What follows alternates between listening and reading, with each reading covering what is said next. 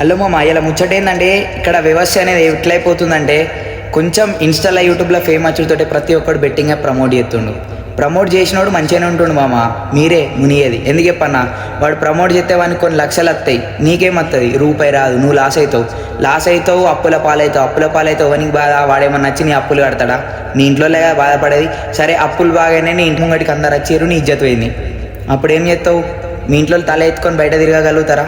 ఒక్కసారి నువ్వు గేమ్ ఆడేటప్పుడు మీ ఇంట్లో గురించి ఆలోచించు.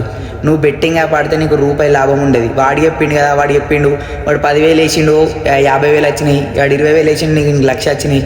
ఎవ్వనికి రూపాయి రాదు మామ. నువ్వు 100 రూపాయలు ఎత్తే 100 రూపాయలు పోతే తప్ప నీకు రిటర్న్ రావు. ఒక్కసారి బెట్టింగ్ యాప్ ఆడే ముందు మైండ్లో పెట్టుకో. ఒకవేళ నువ్వు ఆడి రేపు పొద్దున నువ్వు ఏమన్నా వేసుకున్నావు అనుకో, నీ దోస్తుగాడు కావచ్చు, ఎవడైనా కానీ 2 రోజులు ఎడతాడు, 3 రోజులు ఎడతాడు, అప్పుడు ఎంకోకుంటాడు.